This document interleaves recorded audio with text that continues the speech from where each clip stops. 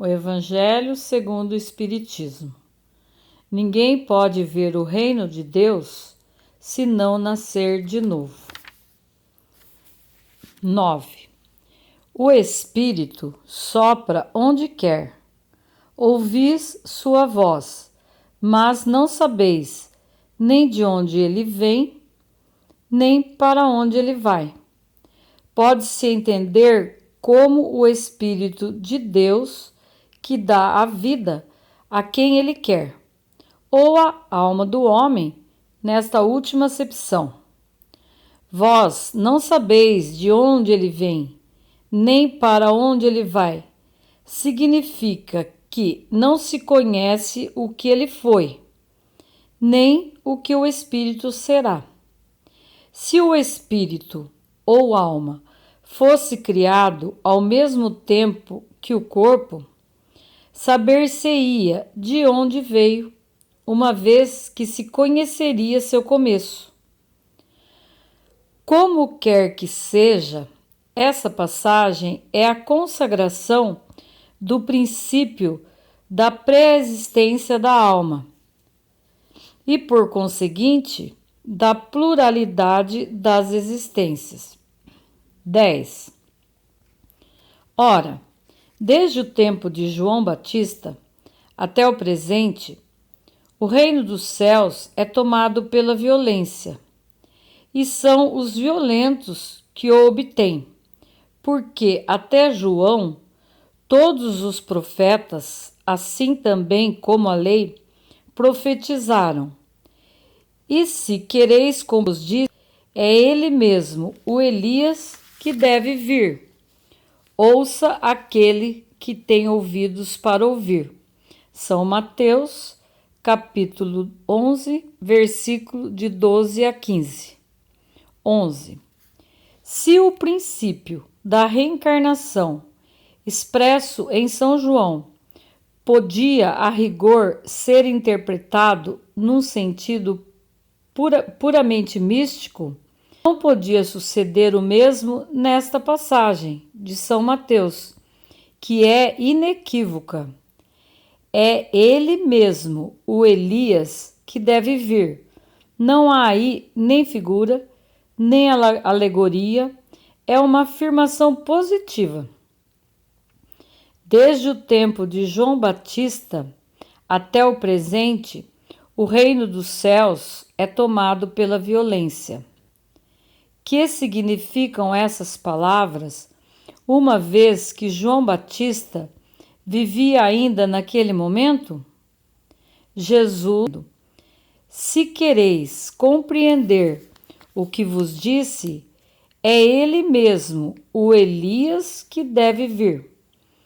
Ora, João, não sendo outro senão Elias, Jesus faz alusão ao tempo em que João vivia sob o nome de Elias. Até o presente, o reino dos céus é tomado pela violência. É uma outra alusão à violência das leis mosaicas que ordenava o extermínio dos infiéis para ganhar a terra prometida, paraíso dos hebreus, enquanto que, segundo a nova lei, o céu se ganha pela caridade e pela doçura. Depois ele ajunta: ouça quem tem ouvidos para ouvir. Essas palavras, tão frequentemente repetidas por Jesus, dizem claramente que todo o mundo não estava em condições de compreender certas verdades. 12. Aquele do vosso povo que se tenham feito morrer, viverão de novo. Aqueles que estavam mortos ao redor de mim, ressuscitarei do vosso sono e cantai os louvores de Deus, vós que habitais na poeira, porque o orvalho que cai sobre vós é um orvalho de luz, e porque arruinareis a terra e o reino dos gigantes. Isaías, capítulo 25, versículo 19. 13. Esta passagem de Isaías também é bem explícita. Aquele do vosso povo que se tenham feito morrer, viverão de novo. Se o profeta pretendesse falar da vida espiritual, se quisesse dizer que aqueles que se tenham feito morrer não estavam mortos em espírito, ele teria dito: vivem ainda e não viverão de novo. No sentido espiritual, essas palavras seriam um contrassenso, uma vez que implicariam uma interrupção na vida da alma. No sentido de regeneração moral, elas seriam a negação das penas eternas, uma vez que estabelecem, em princípio, que todos aqueles que estão mortos reviverão. 14. Mas, quando o homem está morto uma vez que seu corpo, separado do seu espírito, está consumido, em que se torna ele? O homem, estando morto uma vez, poderia reviver de novo? Nessa guerra em que me encontro todos os dias da minha vida, espero que minha transformação chegue. Job, capítulo 14, versículo 10, 14.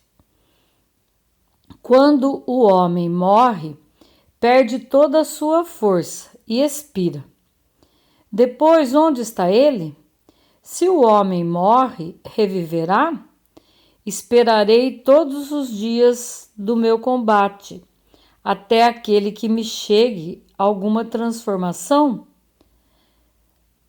Quando o homem está morto, ele vive sempre. Terminando os dias de minha existência terrestre, esperarei, porque a ela voltarei de novo. Versão da Igreja Grega. O princípio da pluralidade da existência está claramente expresso nessas três versões. Não se pode supor que Job tenha querido falar da regeneração pela água do que ele não conhecia. O homem, estando morto uma vez, poderia reviver de novo? A ideia de morrer uma vez e reviver implica na de morrer e de reviver várias vezes. A versão da Igreja Grega é ainda mais explícita, se isso é possível. Terminando os dias de minha existência terrestre, esperarei, porque a ela retornarei. Quer dizer, eu tornarei a existência terrestre. Isto é tão claro como se alguém dissesse: eu saio da minha casa, mas a ela retornarei. Nessa guerra em que me encontro todos os dias da minha vida, espero que a minha transformação chegue. Job, evidentemente, quer falar da luta que sustenta contra. Ele espera sua transformação, quer dizer, se resigna. Na versão grega, eu esperarei, parece antes se aplicar à nova existência. Quando minha existência terrestre se findar, eu esperarei, porque a ela retornarei. Job parece se colocar, depois da sua morte, no intervalo que separa uma existência da outra, e diz que ali ele esperará seu retorno. Não é, pois, duvidoso que, sob o nome de ressurreição, o princípio da reencarnação era uma das crenças fundamentais dos judeus, que ele foi confirmado por Jesus e pelos profetas de maneira formal, de onde se segue que negar a reencarnação é negar as palavras do Cristo. Essas palavras constituirão um dia autoridade dos outros, quando forem meditadas sem preconceitos. 17. Mas a autoridade do ponto de vista religioso vem se acrescentar do ponto de vista filosófico e das provas que resultam da observação dos fatos. Quando se quer remontar dos efeitos, parece como uma necessidade absoluta, como uma condição inerente à humanidade. Numa palavra, como uma lei natural. Ela se revela por seus resultados, de um modo, pode-se dizer, material, como o motor escondido se revela pelo movimento. Só ela pode dizer ao homem de onde ele vem, para onde vai, por que está sobre a terra e justificar todas as anomalias e todas as injustiças aparentes que a vida apresenta. Sem o princípio da pré-existência da alma e da pluralidade das existências, que a maior parte das máximas do Evangelho são ininteligíveis, por isso deram lugar a interpretações tão contraditórias. Este princípio é a chave que lhe deve restituir o seu verdadeiro sentido. O Evangelho segundo o Espiritismo, de Allan Kardec.